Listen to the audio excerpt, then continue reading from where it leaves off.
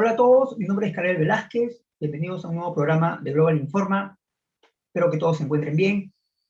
En este nuevo programa, en esta nueva edición, en el primer bloque, continuaremos hablando de qué es lo que refleja Keiko Fujimori y Pedro Castillo en la sociedad peruana, qué están reflejando ambos candidatos tan controversiales de ti y de mí. Para esto ya hemos entrevistado a dos politólogos y en este programa, en esta nueva edición, tenemos como entrevistados a Patricia Zárate, quien es la jefa del área de estudios de opinión del Instituto de Estudios Peruanos, el IEP. También tenemos como entrevistado a Pedro Graus Smith, quien es director de la carrera de Economía de la Universidad de Lima, y con ambos trataremos de entender qué es lo que reflejan ambos candidatos. Se está evidenciando que hay ingenuidad de la población, mucha falta de información al momento de votar, nadie se informa, y ya los politólogos en el programa anterior nos dicen que tenemos que informarnos y entrar un poquito al mundo político para saber quién son nuestros representantes. También se evidencia los antivalores que priman en la sociedad, que lo estamos viendo en ambos candidatos. Esperamos que este contenido, esta edición, les sea a todos de utilidad y podamos hacer los cambios como sociedad, los cambios que debas hacer tú, que debiera hacer yo, para no tener nuevamente una clase política que no dé la talla y el país continúe con su desarrollo.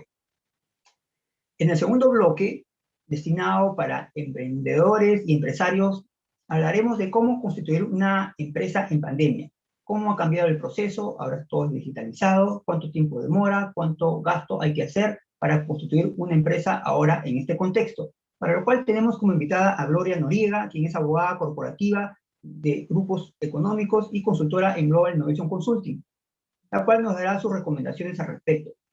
Finalmente, en el tercer bloque, destinado para el bienestar emocional y mental de las personas, hablaremos de la astrología kármica, cuáles son sus beneficios y sus usos.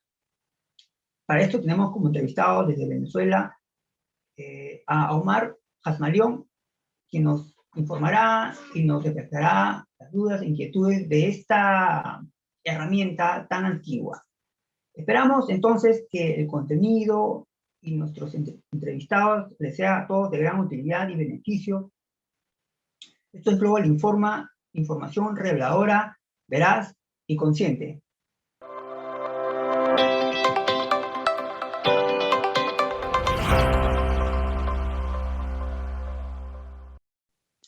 Y bien, comenzando el primer bloque, en esta ocasión tenemos como invitada a Patricia Zárate, quien es la jefa del área de estudios de opinión del Instituto de Estudios Peruanos, a quien tenemos como invitada para poder hablar del contexto por el cual estamos atravesando en el país, de estos dos candidatos, podamos tratar de entender qué es lo que refleja la sociedad peruana. Bienvenida, Patricia, gracias por aceptar la invitación. No, gracias a ustedes, un gusto. Antes de comenzar la entrevista, el equipo de producción ha elaborado un reportaje que te invito a verlo para luego comenzar la entrevista, por favor. Perfecto.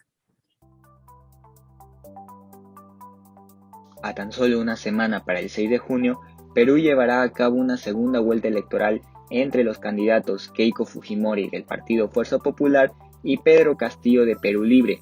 El resultado dejó sorprendido a muchas personas cuando vieron a estos dos candidatos llegar a los primeros puestos. Ambos representan tendencias radicalmente opuestas. Por un lado, Castillo representa a la izquierda y Fujimori a la derecha. Por lo que, ¿cómo llegamos a este escenario? El país ha estado sumergido en una crisis política en los últimos 4 años. Recordemos que el escándalo de Odebrecht fue un detonante y un golpe para el desprestigio de la clase política peruana. Sumada a la pandemia del coronavirus, Perú está sufriendo una crisis sanitaria y política, por lo que el resultado de las elecciones en la primera vuelta se puede interpretar como un castigo por parte de la ciudadanía a los políticos. Pero, ¿quiénes son estos aspirantes al sillón presidencial? Por un lado tenemos a Pedro Castillo, profesor de primaria y sindicalista rural que se llevó todas las miradas el día de las elecciones por ir a votar a caballo en su natal Chota, a solo 1000 kilómetros de Lima.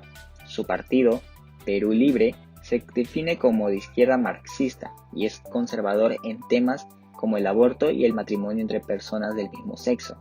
Para algunos, representa un cambio en la política nacional, y además de reunir el descontento en los sectores más pobres del país, especialmente en el interior, olvidados por el enorme centralismo que se vive en la capital.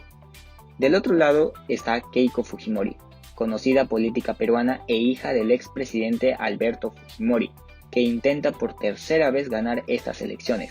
Su partido, Fuerza Popular, es considerado como ultraderecha y es ultraconservador en el ámbito moral.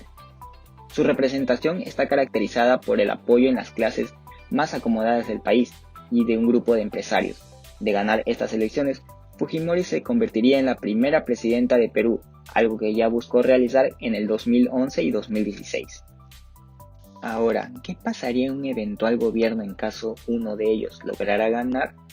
Pues ninguno de los dos candidatos tendría mayoría suficiente en el Congreso como para evitar una posible vacancia o hacer reformas. De hecho, según las actas procesadas al 100% por la OMPE, Perú Libre, partido que obtuvo mayoría, solo cuenta con 37 escaños de 130, por lo que ambos aspirantes deberán impulsar alianzas en el Congreso para mantenerse en el poder.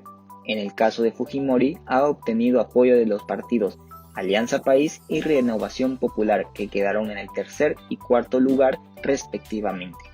¿Cómo revertir para no tener este tipo de escenarios? Es importante que los votantes acudan a las urnas. Según la OMPE, el nivel de ausentismo en esta primera vuelta fue de 18,20%, situándose como el mayor registrado en los últimos 20 años. Es necesario que los electores estén informados y hagan un voto responsable al momento de elegir un candidato. Usarla sabiamente. Recordemos que es el único momento que la ciudadanía tiene el poder en sus manos. Luego de ver el reportaje, pues la pregunta que surge es ¿qué representa Pedro Castillo de la sociedad peruana? Y también ¿qué representa Keiko? ¿Qué están reflejando ambos de nosotros? A ver, creo que el reportaje acierta en el sentido que nos muestra la fragmentación política que fue resultado, que dio como resultado las elecciones en la primera vuelta, ¿no? Con porcentajes muy bajos de votación para varios partidos. No es que 3 o 4 estuvieran encabezando, sino que teníamos muchos partidos con menos de 15% de intención de voto, ¿no? O de votación más bien. Entonces, en ese contexto, obviamente destaca Castillo porque él no se le veía encabezar las encuestas como otros candidatos y entonces al final tuvo un repunte muy alto. Entonces, creo que acierta el reportaje en esta fragmentación, en esta crítica a los partidos, en que tenemos que repensar un nuevo orden político en el cual la gente se sienta representada, ¿no? Porque si uno se siente representado por alguien, va a votar por esa persona, definitivamente. En este caso, creo que muchas de las personas que no se han visto, que han visto cómo la crisis les ha afectado, lo del COVID ha recrudecido las cifras de pobreza que tiene el Perú como país, nos ha hecho retroceder 10 años en los temas de pobreza, ¿no? Entonces, todas esas personas, las mayorías, digamos, de alguna manera fueron el capital de Fujimori, del Fujimori padre y también de Keiko Fujimori en elecciones anteriores. Pero ella o el fujimorismo ha ido decantándose más hacia la derecha y ha ido aliándose más con los empresarios o los grupos de poder, ¿no? Entonces, todo ese sector que buscaba un cambio que no fue leído de la misma manera por varios de los postulantes a la primera vuelta, ¿no? Creo que vieron en Pedro Castillo alguien que sí los representaba, porque era alguien que era como ellos. Creo que en las encuestas que hicimos nosotros, una de las cosas por las que la gente votaba por él era porque representaba un cambio, porque era nuevo en la política y sobre todo porque era una persona como yo, decían, ¿no? Una persona era también un campesino y por ser campesino se iba a interesar en la agricultura. Un maestro, por ser maestro, iba a mejorar la educación. Y una persona sencilla, ¿no? Una persona del pueblo, que uno también lo ve y lo vio en los debates, ¿no? Entonces, digamos que tenía muchos atributos positivos de manera más personal, por decir algo. Entonces creo que refleja eso, ¿no? Ese deseo también de la mayoría que está fuera de Lima, fuera de Lima y fuera de la costa, porque creo que Fujimori tiene también todavía mucha ascendencia en la costa peruana, como también se ha visto en los resultados de la segunda vuelta. Entonces, creo que eso se refleja en el caso de Castillo, ¿no? Una persona provinciana, una persona sencilla y una persona que ha venido de abajo, porque realmente creo que sería Pedro Castillo el primer presidente que no ha estudiado en una universidad de élite, ni ha estudiado en el extranjero como Toledo, o no ha tenido un cargo alto como Humala, por ejemplo, que fue militar, pero era un oficial del ejército, ¿no? Y que además ha servido en Perú y fuera del Perú. Entonces, realmente como que es esa persona, ¿no? Creo que ese es el caso de Castillo. En el caso de Fujimori, es bien interesante porque, como les decía, muchos de los sectores, sobre todo en la costa, sí votaban por ella en una buena proporción.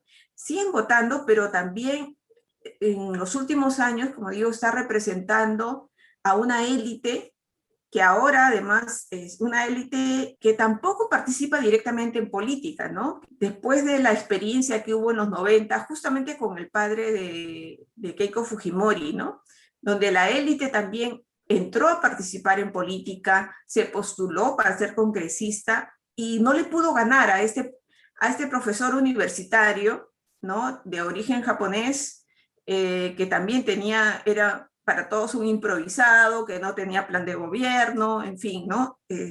Esa élite no ha vuelto a participar en política y ahora es bien interesante cómo en todos estos años ahora vuelve, pero con la hija, ¿no? Vuelve con la hija del hombre al que despreciaron en su momento, digamos, ¿no? Aunque hubo toda esta alianza luego en los 90 con la dictadura, en fin, todos muy contentos con Fujimori, pero ese tema me parece bien interesante. En el caso de Keiko Fujimori creo que también representa o tiene mucha ascendencia entre las mujeres mayores, las mujeres trabajadoras, las mujeres emprendedoras. Creo que ven en ella alguien que, si bien no ha venido de abajo, porque ella también ha estudiado en un colegio de élite, ¿no? De la élite limeña, entonces no es qué sé yo, quizás no sea de los más caros, pero estudió en la Recoleta, entonces que no es un colegio que las mayorías puedan pagar.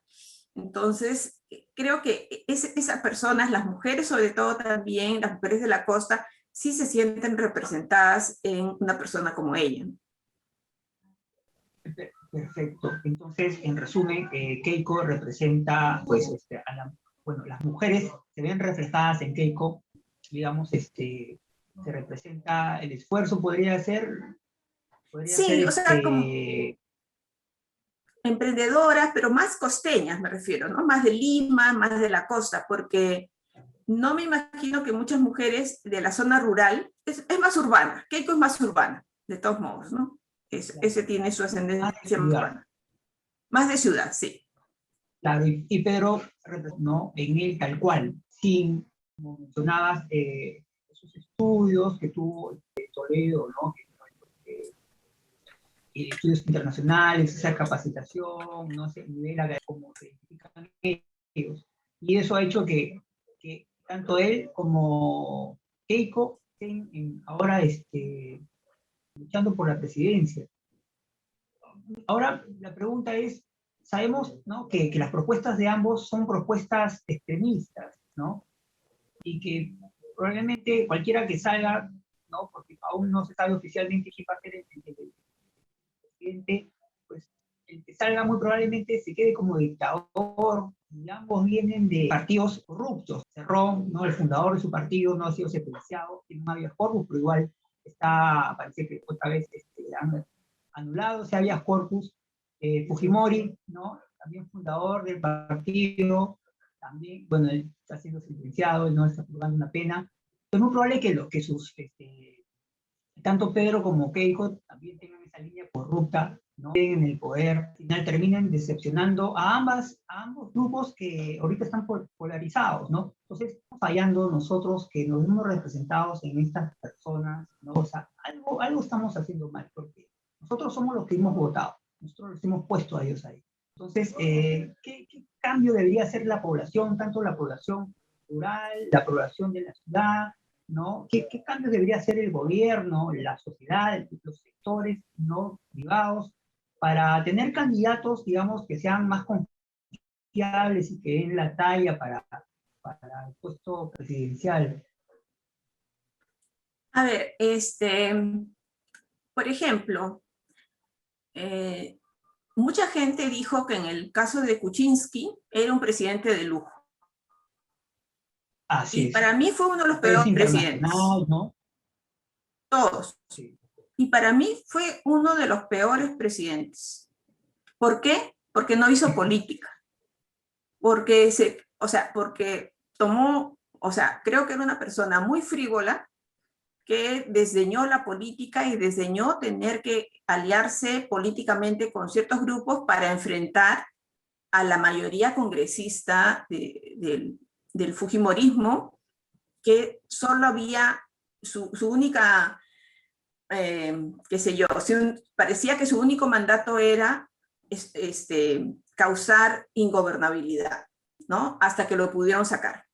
Entonces, eso de que quién sea bueno, quién dé la talla o no, es un poco relativo, ¿no? Es un poco relativo por este tema, ¿no? O sea, cada uno va a tener un punto de vista y te digo, mucha gente en Perú, como tú dices, en Perú, en la prensa internacional, decían pues por los estudios que sería un buen presidente, amigos míos también lo pensaban, en fin, pero a mí no me convenció absolutamente y me pareció un pésimo gobierno porque incluso Humala, con todas las críticas que tuvo, ha tenido unas políticas de inclusión que hasta ahora todos quieren repetir, hasta la misma Fujimori, que las criticó en su momento.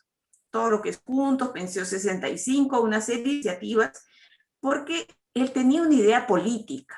Y entonces creo que ese es el tema, que es el meollo del asunto acá, es que la ciudadanía no, todavía no valora lo que es la discusión política. Durante años hemos vivido, y creo que más allá de los temas de corrupción, de la dictadura, de los derechos humanos, una de las cosas que a mí, que me parece el peor legado del fujimorismo, del padre de Keiko Fujimori, es la antipolítica. Es decir, que la política es mala y que como que el que hace política o quiere un cambio ya es terrorista. Entonces creo que mata justamente lo que nos tiene que unir, ¿entiendes? O sea, una persona para ser un candidato tiene que tener una idea política, porque si no tienes idea política, lo único que va a hacer es buscar cómo sacar recursos del Estado, por ejemplo, y por eso va a tener problemas de corrupción. Entonces, creo que lo malo que está pasando ahora, además, es que con la polarización nuevamente se está diciendo a unos fascistas y a otros terroristas. Y no hay gente, puede haber grupos fascistas y están en Lima, probablemente, la gente más rica, ¿no? Que salen con sus símbolos nazis y esas cosas. Son fascistas, sí, pero no creo que sean la mayoría. Y terroristas dentro de los que están acá en Lima, creo que muy poco. Sendero cayó, no cayó por Fujimori, definitivamente, cayó porque, pese a Fujimori, cayó, pero ya ha venido Sendero Luminoso a defender a los narcotraficantes, principalmente. Entonces, creo que esos extremos son muy, muy poquitos, ¿no? Entonces, creo que la polarización no va a ayudar. Y creo que terminamos así justamente por desdeñar toda esta discusión política, que es lo que nos hace ciudadanos de verdad, ¿no? O sea, nosotros como ciudadanos tenemos pues derechos civiles, pues actuamos en el espacio público, pero si queremos, de todos modos, que nuestro país vaya por determinados rumbos, qué sé yo, tenemos que participar políticamente. Y eso, lamentablemente, no lo estamos haciendo, ¿no? Creo que ahí es uno de los principales problemas para mí, por lo que estamos cayendo en estas candidaturas que son tan inciertas y como tú bien dices, y como dijo también el programa, ¿no? O sea, son personas que están, ambos, ¿no? Representan ideas muy conservadoras. En el caso de Castillo, no es alguien que ha nacido con Perú Libre, digamos, que no es como un invitado, ¿no? Que ha postulado, no es alguien que, como Vladimir Cerrón, por decirlo de alguna manera. Entonces, no sé qué tanto de corrupción haya, y en todo caso, más allá del problema que tiene que enfrentar el ex gobernador Cerrón, definitivamente en lo que es temas de corrupción, el legado de corrupción del fujimorismo es de otro nivel, ¿no? O sea, ya es una cosa como que mucho más internalizada. Entonces, es un poco difícil decir que ambos van a ser corruptos. Lo que sí va a generar corrupción es si si cualquiera de ellos se convierte en una dictadura, porque la corrupción crece más en una dictadura que en una democracia. Eso sí, en eso sí creo.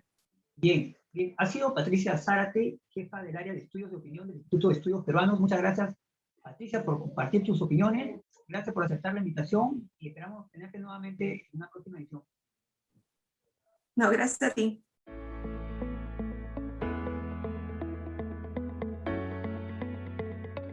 Lo que estamos realizando es tratar de indagar cuál es la causa raíz por la cual tenemos a estos dos candidatos tan polémicos. Por lo tanto, estamos trayendo muchos invitados especializados de diferentes disciplinas para poder nosotros entender desde cada enfoque, desde cada perspectiva, qué refleja de la sociedad estos dos candidatos y qué estamos haciendo nosotros reflexionar al respecto, porque a todos luces no son los candidatos idóneos, ¿no? Que generen confianza para la población. En esta ocasión, y agradecemos nuevamente la participación de Pedro Graus Smith, quien es economista, director de la carrera de Economía de la Universidad de Lima. Gracias, Pedro. No, muchísimas gracias por la invitación nuevamente y tratando de responder esa primera pregunta que has planteado. ¿Qué hemos hecho mal y qué hemos hecho bien para llegar a una situación como la actual? Yo diría, en términos generales, los beneficios del modelo no han cubierto las expectativas de un porcentaje importante de la población. Creo que el Perú ha mejorado significativamente los últimos 30 años.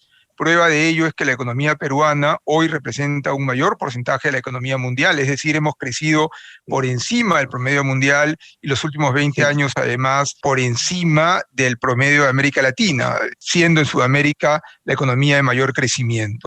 Ahora, este crecimiento, si bien ha disminuido la pobreza de 50 a 20 antes de la pandemia, con la pandemia ha vuelto a subir a 30, si bien ha mejorado el coeficiente de distribución del ingreso, el llamado coeficiente Gini, no ha sido suficiente y además no se ha explicado cuál es el objetivo de largo plazo del modelo, volvernos una sociedad competitiva, ordenada e inclusiva, ¿no? Y quizás lo que más ha fallado es la inclusión. Por otro lado, ha habido muchos elementos, factores, muestras de corrupción que indudablemente la gente se molesta, por decirlo de alguna manera, y tiene un voto en contra. Si me preguntaran por qué hemos ido a estos dos extremos, recordemos que ambos de manera conjunta no han llegado ni al 25% del voto, y por lo tanto han sido los extremos, una visión radical de izquierda, que es la que estaba en el plan original, y una visión, yo diría más que radical de derecha, con estas visiones que no la ayudan, que es la historia reciente de la señora Keiko Sofía Fujimori y la historia del fujimorismo de los años 90, ¿no? Eso es importante. Entonces, no se ha llegado a la población. ¿Por qué no se ha llegado a la población? Porque no se terminaron muchas obras de infraestructura, hospitales, educación. ¿Por qué no se ha llegado? Porque no se ha llegado a formalizar. ¿Por qué no se ha llegado? Porque no se ha llegado a conversar adecuadamente en las zonas mineras, zonas de alto crecimiento, pero hay descontento. Entonces, mirando hacia adelante, lo que hay que pensar es mantener lo bueno de lo que se ha hecho, yo diría mantener el modelo, transmitir los beneficios del mismo y seguir tratando de crecer. El crecimiento es una condición necesaria, aunque no suficiente para el desarrollo. ¿Qué está pasando con la economía del país? Que estamos viendo reflejado esto, que muy aparte si Pedro Castillo y su propuesta es viable o no, o salga él o no, ¿qué está reflejando esa masa que está creyendo en él? Por favor, Bueno, ¿nos puedes comentar? sí, lo primero es claramente descontento, ¿no? Descontento de la situación. Tú no votas a favor de un candidato necesariamente, sino votas en contra de otro candidato. Y creo que en este caso hay un voto en contra del otro candidato y un voto en contra de lo que ellos percibían que iba a ocurrir. Y como además se menciona en el reportaje, esto ha sido profundizado por la pandemia. Recordemos que la pandemia ha generado que la pobreza crezca un 50%, de 20 a 30%, nos ha hecho retroceder 10 años en términos de pobreza, y por otro lado, como también se menciona en el reportaje, la macroeconomía sigue sólida, no ha sido suficiente. Y acá yo diría, más que el modelo, ha fallado el Estado peruano. El modelo nos ha generado crecimiento, disminución de la pobreza, incremento de las exportaciones, etc. El Estado peruano no ha sido capaz de generar una redistribución de los ingresos fiscales para una mejora de la población. Y esto nos lleva quizás a pensar en cualquiera de los dos escenarios hacia adelante. ¿Qué es lo que habría que hacer? Creo que habría que mantener el modelo, pero buscar que el Estado sea eficiente, y que el Estado sea eficiente significa que redistribuya ingreso. Finalmente, los estados lo que hacen es entran a la economía, tratan de que las distorsiones del mercado no se profundicen, sino que mejoren, y contribuir con yo diría, la disminución del llamado coeficiente Gini, es decir, en la medida que ese coeficiente, que está entre 0 y 1, se aproxime más a 0, deberíamos tener una mejor distribución del ingreso, una sociedad mejor. Mejorando, además, valga la redundancia, temas de salud y educación, donde no necesariamente el mercado en el corto plazo logra generar las condiciones adecuadas. Desde esa perspectiva, si ganara el señor Castillo, que hoy día es lo más probable, creo que hay, en términos generales, dos escenarios. Un escenario en el cual él insista con su reforma de primera vuelta, en cuyo caso creo que no tiene mayoría en el Congreso y tendría que forzar la situación a esta idea de una asamblea constituyente elegida por el pueblo, pasando por encima de la Constitución, según varios constitucionalistas, es decir, yendo en contra de la norma que ha dicho que va a apoyar, y eso va a generar ruido. Si el señor Castillo dijera que finalmente va a ir por los canales que tienen 100% de aceptación, es decir, va a ir a consultarle al Congreso, deseo cambiar la Constitución, y el Congreso lo aprueba, pues no hay nada que hacer, hay que cambiar la Constitución.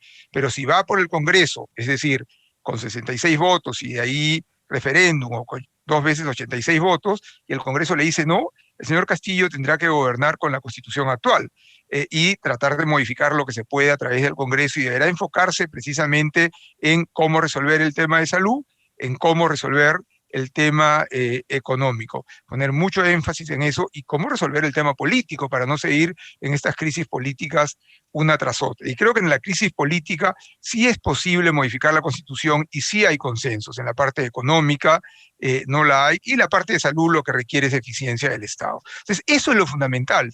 Si se le da claridad a los agentes económicos, creo que la economía podría dinamizarse nuevamente. Sí, pero sin embargo, la propuesta de Castillo, de Pedro Castillo, es no seguir con el modelo económico, ¿no? Él lo que quiere es hacer un cambio, una reforma. Y como tú dices, o sea, el modelo económico sí es un modelo económico sólido, pero hay un tema de ineficiencia, ¿no?, por parte del Estado. Quizá a ello se sume la corrupción, que hace que el dinero no llegue. ¿Qué piensas, Pedro, al respecto? A ver, totalmente de acuerdo con eliminar la corrupción y las ineficiencias del Estado. Si bien técnicamente, prácticamente, esto ha sido un empate, por utilizar un lenguaje deportivo, futbolístico, ha sido un empate donde uno de los candidatos va ganando por penales y probablemente termine ganando el partido, el señor Castillo. Sin embargo, tienes a una población, saliendo de esa analogía, muy, muy preocupada. Un 50% extremadamente preocupada, angustiada, diría yo, y un 50% que apoyó al señor Castillo ilusionada. Entonces hay que buscar un equilibrio, pero, y acá va mi punto, ¿qué 50% genera mayor crecimiento de la economía? En términos estrictamente pragmáticos, los del 50% que han generado que el señor Castillo pierda. O sea, pierda, no tenga mayoría, digamos, o no tenga un triunfo inmediato. Es decir, la inversión privada no lo ha apoyado, o sea, los principales inversionistas, y esa es la muestra de los mercados, por eso el dólar sube, el riesgo país sube, más allá que creo que hay formas como administrarlo, por lo menos en los próximos 6 meses o quizás hasta 2 años, de ahí podrían haber crisis. Entonces, es importante, repito, si él insiste en ese cambio radical de modelo, que lo ha dicho, y esto viene del Partido Perú Libre, que es un partido marxista, leninista, mariateísta, como dice el propio plan de gobierno, o entre comillas, más que plan de gobierno, diría yo, visión de largo plazo. Creo que la posibilidad de una crisis económica fuerte y dura es cercana. Recordemos el primer gobierno aprista del 86 al 90. ¿Qué ocurrió? 2 años donde se gastaron las joyas de la abuela, la gente estaba contenta, y ahí 3 años de la peor recesión, peor que esta, la peor en 100 años, porque el PBI cayó 25% en 3 años, ahora ha caído 11.1 o 2 en un año, pero este año ya estamos en 13 y pico, por lo menos el primer cuatrimestre. Entonces, eso es fundamental, y pragmáticamente que vea qué se puede hacer sin enfrentar al país. Entonces, yo creo que desde la perspectiva del presidente Castillo hay 2 caminos. O insisto en el plan original, que yo no lo veo convencido, yo creo que es un tema más ideológico, o busco soluciones pragmáticas, llego a consensos, que creo que en esa línea va la visión del señor Frank, el señor Dancourt, el señor Campodónico, economistas que apoyan en segunda vuelta, no en primera vuelta, al señor Castillo. Un gobierno más socialdemócrata en lo económico, con una mayor presencia del Estado, que creo que es fundamental, porque el mercado no va a solucionar los problemas tan rápidamente, y la pobreza ha subido. Hay que resolver ese tema y el crecimiento. Y además, en un entorno internacional muy positivo para el Perú. O sea, si aprovechamos el entorno y pragmáticamente gestionamos la estructura económica interna, creo que el señor Castillo podría tener 5 años interesantes, el país se tranquilizaría, el país crecería, y en 5 años tendríamos elecciones democráticas nuevamente, sin enfrentamientos, sin radicalismos, consolidaríamos la economía, disminuiríamos radicalmente la pobreza y mejoraríamos también las normas democráticas. Ojalá ese sea el camino y no la radicalización, que creo que no es factible en el corto plazo, ¿no? Bien, bien. Ha sido Pedro Grados Smith, director de la carrera de Economía de la Universidad de Lima. Muchas gracias, Pedro, por tu opinión, tu comentario. Nos ayudas a esclarecer un poco más. Muchas gracias, y esperamos nuevamente tenerte como invitada en una próxima edición. No, gracias a ustedes por la invitación nuevamente, ¿eh? Y que el Perú siga avanzando. Gracias.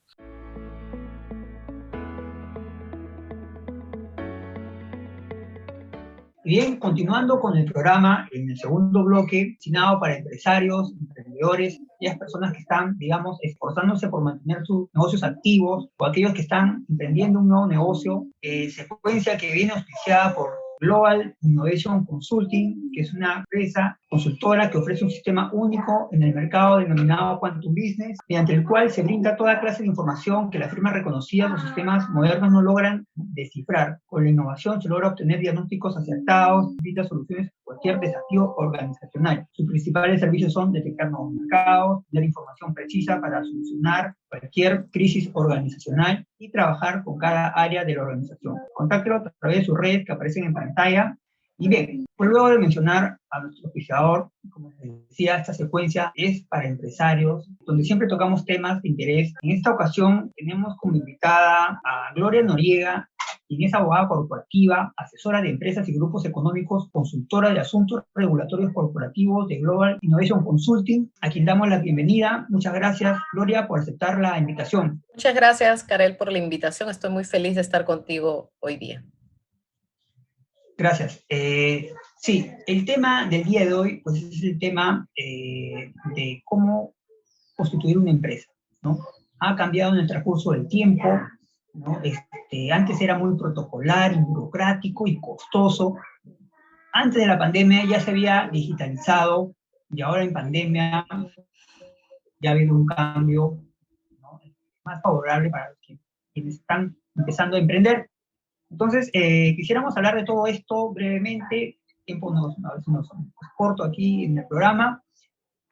Antes, quisiéramos pasarte un reportaje que ha elaborado el equipo de producción del tema que vamos a tratar. Por favor, si pueden pasar para luego iniciar la entrevista.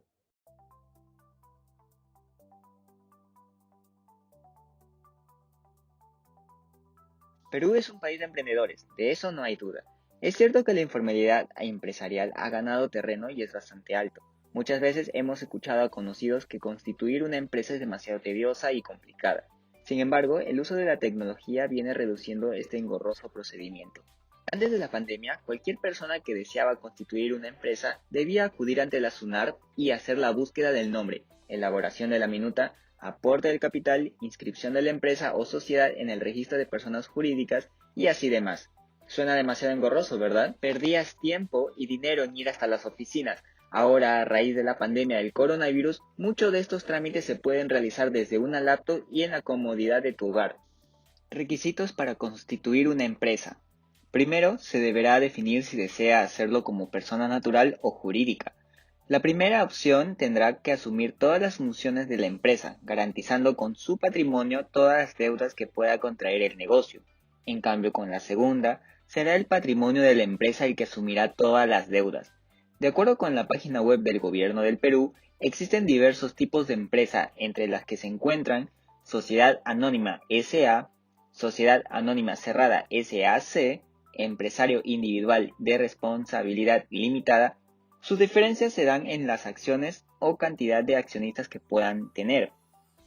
Según el Ministerio de Producción, los requisitos para constituir son original y 2 copias de búsqueda y reserva del nombre, 2 copias del DNI de todos los socios y cónyuges, un UCB con el giro del negocio y la lista de bienes para el capital, formato de declaración jurada y fecha de solicitud de constitución de empresas. ¿Cómo registrar mi empresa? Mediante la plataforma del Sistema de Intermediación Digital de la SUNAR, SID SUNAR, se debe registrar con usuario y contraseña. Quien desee constituir una empresa deberá empezar con solicitar la reserva de preferencia registral del nombre o razón social del negocio, para luego elegir la notaría que lo ayudará en el proceso y tipo de sociedad o empresa que va a formalizar. Después, es importante ingresar los datos fundamentales de la empresa, que son dominio legal, capital, objeto social y participantes o socios. Con dicha información, el SID SUNAR le asignará un número que deberá ser entregado en la notaría elegida para culminar el trámite. Una vez que su solicitud haya sido recibida y procesada por el notario, se procederá de manera virtual con la firma digital de la notaría a la SUNAR.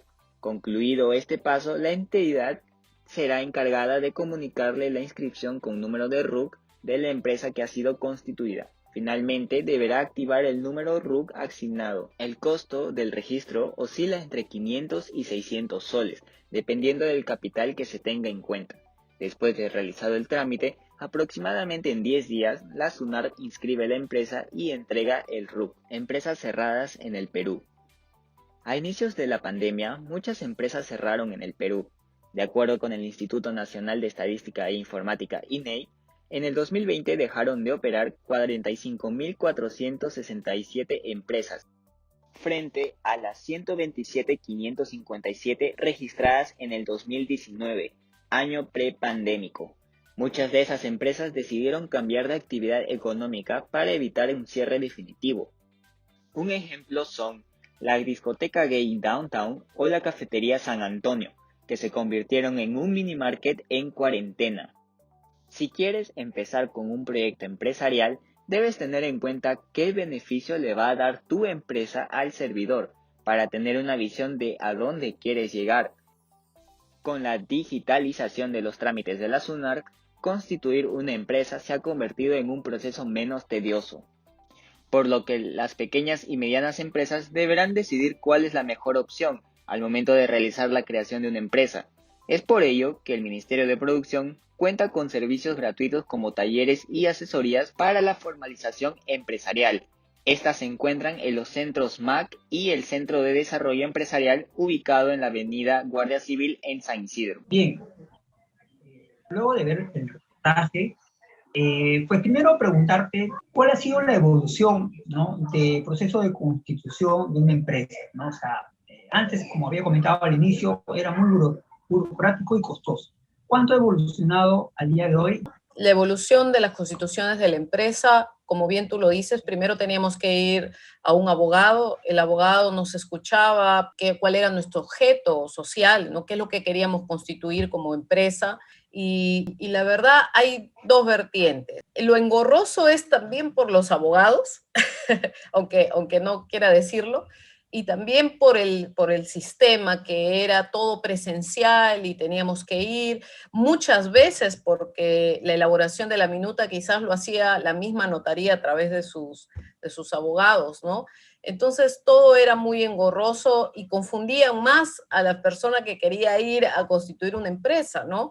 Te lo digo porque si yo soy una señora de mi casa, ¿no?, que quiero ser costurera, ¿no?, y estoy, a través de la pandemia hemos tenido negocios que han quebrado, pero también hemos tenido negocios que han surgido. El tema, por ejemplo, de la ropa, Sí. el tema de la ropa ha sido algo genial para las madres de familia que han estado en sus casas y han comenzado a coser, las que tenían obviamente la idiosincrasia de coser, ¿no? Y te lo digo porque cuando vas a visitar a un abogado o cuando quieres hacer una empresa, tienes que tener bien constituido qué cosa quieres hacer. Y el abogado no de frente tiene que decir, vamos a hacer una empresa SAC o una SRL, o tienes que comprender el negocio de estas personas, que es lo que nos interesa a todos, ¿no? Que son esta gente pujante, ¿no? Entonces, puede ser, como bien lo dijiste en el video, una persona natural con negocio o una empresa constituida. Ahora, por ejemplo, todo es muy digital, como bien lo ha señalado en el video. Entonces, es más rápido, menos engorroso, pero uno como persona que quiere hacer negocios, tiene que saber cómo va a estar proyectado su negocio. Entonces, no necesariamente tiene que ser a través de una escritura pública o una constitución de empresa. Puede ser una persona natural con negocio fácilmente haciéndose una MIPE, que tiene varios beneficios para la empresa. Y con respecto al reportaje, hablaba de la clase o tipo de empresas, ¿no? IRL, una SAC, SRL, ¿no?, una sociedad anónima. ¿Cómo nos podría decir cómo está conformada cada una de ellas? O sea, cada una de ellas tiene una Características. particularidad. Exacto. ¿Nos puede decir cómo están conformadas cada una de ellas? Mira tú, la persona natural con negocio es la que va a tener un RUC y va a facturar. De acuerdo, puede ser MIPE, puede tener un régimen especial en SUNAT, que eso es de acuerdo a sus ventas. Pero las sociedades están en la Ley General de Sociedades, como la SAC, la SRL, y la EIRL es una ley especial que está fuera de la Ley General de Sociedades. Entonces, la EIRL, como bien tú señalas, la verdad que nadie la mira, pero es muy interesante la EIRL porque el titular es la única sociedad que se constituye por una sola persona. Y el titular puede ser el gerente y obviamente hay una limitación de la responsabilidad. ¿Y qué cosa es una limitación de la responsabilidad? Es que no va a ir al patrimonio de la persona natural. O sea, igual pasa con las sociedades anónimas cerradas, que se constituyen de 2 a más. La sociedad anónima cerrada nació para los negocios familiares, pero poco a poco fue proliferándose. Entonces, la empresa SAC era aquella constituida por 2 o más accionistas sobre un objeto que era un negocio familiar y que podría o no tener directorio. El directorio es facultativo. Luego viene la SA, que ya son empresas grandes en donde sí es obligatorio un directorio que ejecute, que administre y que haga todas estas diferencias en las sociedades, que mayormente es por el tema de la responsabilidad y que no se comprometa los patrimonios de las personas que fundan, como son los accionistas. Bien, correcto. Con respecto al procedimiento, ¿se podría decir que ahora es gratuito o se sigue haciendo pagos? La verdad que se sigue haciendo pagos. ¿Y es cuantioso el pago o No, es por un ejemplo, pago accesible? depende del capital. Acuérdate, Karel, que las notarías, si bien es cierto, tienen una delegación de una facultad que es la fe pública del Estado, pero ellos son privados, o sea, te van a cobrar lo que ellos crean conveniente, que su arancel es privado. Entonces, las notarías te cobran de acuerdo al capital, que podría oscilar, como bien lo has señalado tú, una empresa de 500 soles, eso es sumamente importante. Muchas personas dicen, pero ¿cómo voy a constituir una empresa si no tengo tanto capital? Pero no hay una norma que diga cuánto capital vas a constituir una empresa. Puede ser con 100 soles, 200, 500. O sea, no hay una norma que diga cuánto es tu capital inicial. Entonces, No hay un mínimo, no hay una no hay cantidad un mínima, mínimo, no hay un mínimo. Entonces tú puedes pero depende del objeto. no depende también claro, del objeto y del tipo de empresa. Si una SA, ¿no?, debe tener un mínimo o no, o en realidad es para todas. No, realmente es para todas. La SAC no te pide un mínimo. Por ejemplo, mayormente yo he constituido empresas con 500 soles, con 500, con 1000. Obviamente, mientras vas creciendo, vas aumentando el capital, que es lo normal en un desarrollo de rentabilidad de cualquier empresa, ¿no? La parte de la formalidad es algo que sí se debe de hacer. Tú puedes formalizar una empresa SAC y ser una MIPE. Y hay muchos beneficios en la MIPE de acuerdo al tema laboral, que es la carga más potente que tiene una empresa, ¿no? Por todo el tema de los beneficios sociales.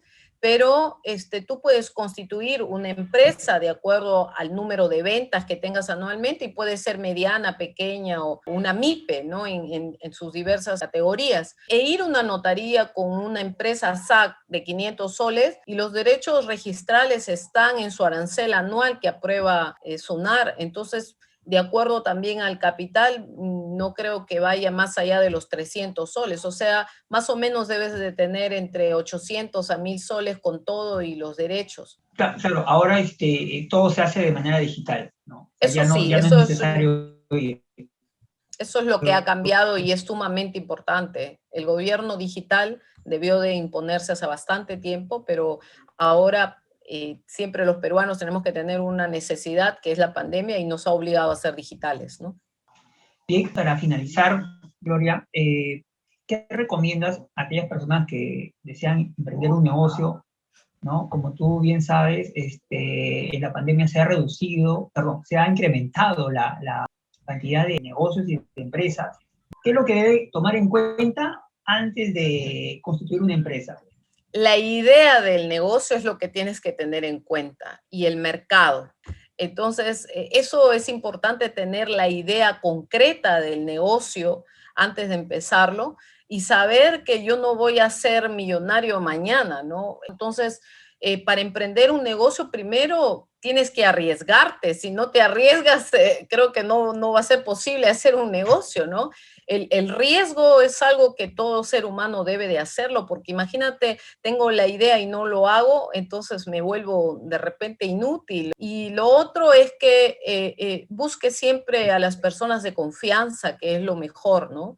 Personas de confianza que te puedan orientar como tú en tu programa, ¿no? Para constituir la empresa que crean conveniente, que no necesariamente tiene que ser jurídica, personería jurídica, sino una persona natural con negocio para empezar, ¿no? Pero siempre ser formales, que es lo que se quiere. Y para terminar el proceso, que no se olviden que cuando ya su empresa está en SUNAR, en registros públicos, por favor, es importante porque mucha gente se olvida de sacar el RUC. Bien, ha sido Gloria Noriega, abogada corporativa, asesora de empresas y grupos económicos. Te invitamos a una próxima ocasión para hablar de un tema también legal corporativo que puedas informar. Gracias. Gracias, Karel. Yo encantadísima cuando tú me solicites. Que tengan un buen día.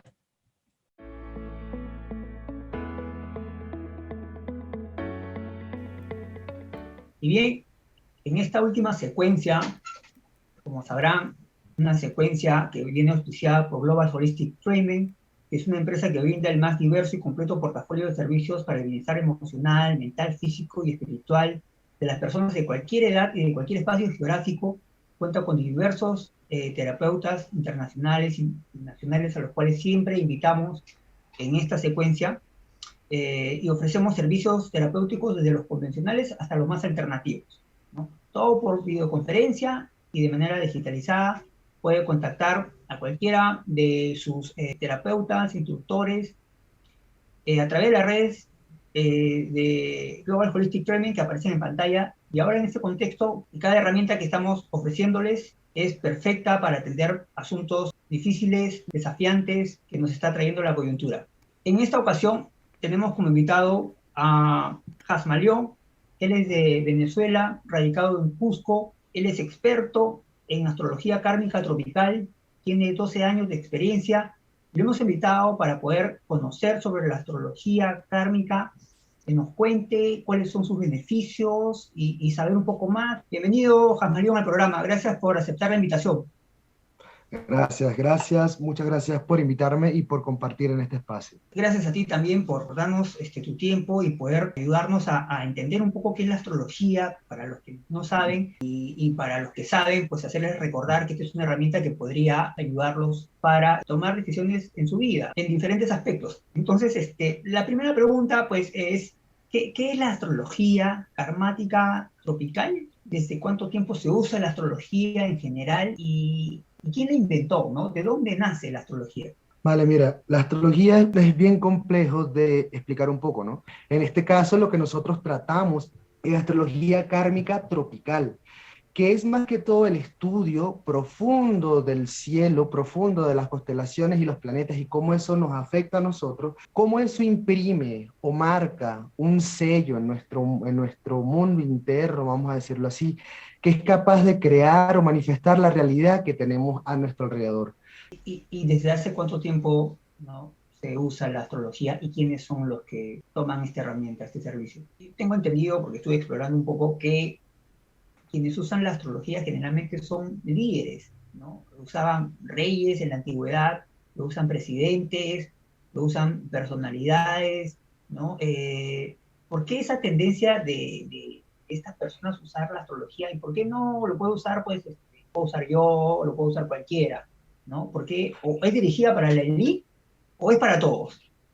No, fue algo, vamos a decir, a ver, el referente histórico era así, no había muchas escuelas de astrología antes, el conocimiento como está ahora no es igual al que tenía antes, vamos a decir que era solamente unos pocos estudiosos que se dedicaban a ello, y muchos de los reyes líderes de aquel entonces vieron un potencial gigante en la astrología para conseguir una guía, para conseguir una mejor dirección de qué decisión tomar, qué acción me conviene ahora seguir. Entonces el recurso de tener un astrólogo pudiera considerarse, ¿no?, que era de la realeza solamente.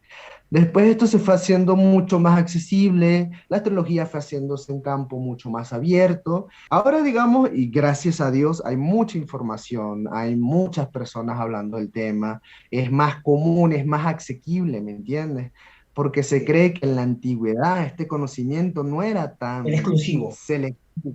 Claro, sino que era para toda una comunidad, ¿no? Había un encargado, pero ese encargado se encargaba de difundir cómo se hacían esto. Más que todo en las culturas eh, hispánicas de Latinoamérica se usaba este conocimiento por el médico, por el brujo, por el chamán médico brujo que atendía a las personas, ¿no? Entonces ahí se ve cómo era de un servicio más público, más social, vamos a decirlo así. Ahora está al alcance de todos, gracias a Dios, y bueno, podemos, ¿no?, como tener acceso a esta herramienta y poder saber y conocer un poquito más. Si tú podrías ver con la astrología, es posible ver, ¿no?, cómo va a estar la economía del país. Eso puede resolver ver la astrología, cómo vamos a estar próximamente Sí. en el tema económico. De hecho, sí, lo vi hace unos días. Se hace así, se levanta la carta con el día de la independencia y la proclamación del Perú como nación. Sería bastante extenso, para hacer un resumen sí va a haber cambio, van a haber cambios. Nos acaba el tiempo y quisiéramos saber qué significa lo que nos has dicho del sol, la luna y la economía. Mira, o sea, en resumen, van a haber cambios en el modelo económico, claro que sí, es bastante importante porque le está haciendo una ¿un modelo económico, ¿no?, un cambio positivo o un cambio negativo? O sea, sabemos que va a haber un cambio, ya lo vimos ya. Ya lo vimos. Sí, Siempre, mira, en astrología decimos algo, en realidad no hay temas malos o temas buenos, ¿no? todos son temas y retos. Entonces esto va a ser un nuevo modelo económico que se puede ¿Será empezar a... mejor?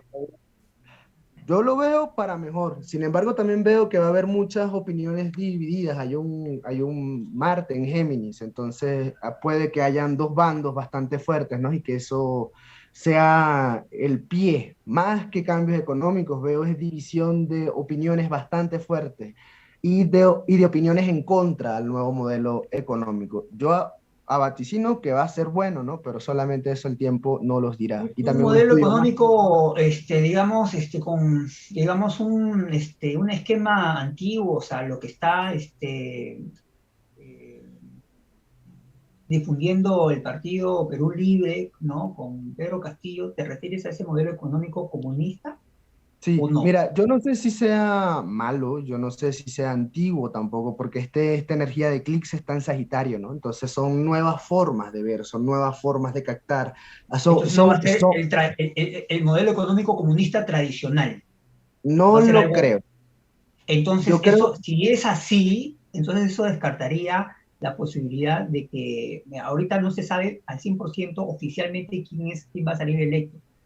Podría claro, ser que, porque si sale electo Pedro Castillo, él va a tomar un modelo, ¿no? Un modelo comunista, que ya sabemos, la historia lo dice, que es un modelo que ya está desfasado de tiempo, que no sirve, no funciona.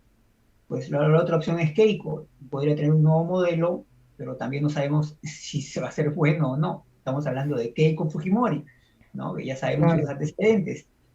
Sea como sea, tú ves que va a ser un cambio, un modelo económico bueno, que Nuevo, quizá no sea nuevo. entendible al principio, pero al final podríamos decir que va a ser positivo para el país. Sí, y definitivamente va a cambiar el rumbo de muchas cosas. Hay cuadratura con los nodos, indicando que estos 2 años en Perú van a ser bien interesantes, en muchos niveles y en muchos aspectos. Es lo que Bien, les entonces, puedo decir. eh, gracias, León. Me imagino, ¿no? Que si puedes ver un tema tan complejo, tan difícil, el cual estamos viendo, definitivamente ver a una persona, ¿no? También, ¿no? Va a ser, digamos, de la misma manera. Cada persona es Sí, compleja, ¿no? Cada quien tiene su propia historia. Entonces, esta herramienta ya a nosotros nos está demostrando que nos da un indicador de que puede identificar, puede profundizar y ver, ¿no? Entonces, imagínense lo que podría hacer para nosotros, ¿no? Invitamos a todos a que escriban a las redes de Global Holistic Training, ¿no? Nosotros atenderemos, ¿no? Y Omar estará al pendiente también para poder ofrecerles este servicio, ¿no? A través de Hasmaleón. Y Hasmaleón, ya desde ya te invitamos a un siguiente programa para que nos pueda seguir informando, ¿no? Sacándonos de la ignorancia y saber un poco de la astrología y ver más temas quizá económicos, que ahorita el país es lo que mucha gente está a la expectativa, nadie sabe qué va a pasar, ¿no? Mucha duda, mucha incertidumbre. Gracias, Amalión, por tu participación. muchas gracias a ustedes por la invitación y por querer saber un poquito más. Bien, ha sido Jasmaleón, ¿no? De Venezuela, radicado en Cusco, Perú, 12 años de experiencia en astrología kármica tropical. Muchas gracias y eso ha sido todo por hoy. Y bien, eso ha sido todo por hoy. Esperamos que el programa entero les haya sido todos de beneficio, utilidad. De hecho, a la producción le ponemos mucho empeño en traer estos invitados, que ustedes se puedan beneficiar de sus opiniones. Agradecemos a Radio Miraflores La Auténtica por el espacio. Los invitamos siempre a ver su programación. Esto ha sido Global Informa, información reveladora, veraz y consciente. Yo soy Karel Velázquez y muchas gracias.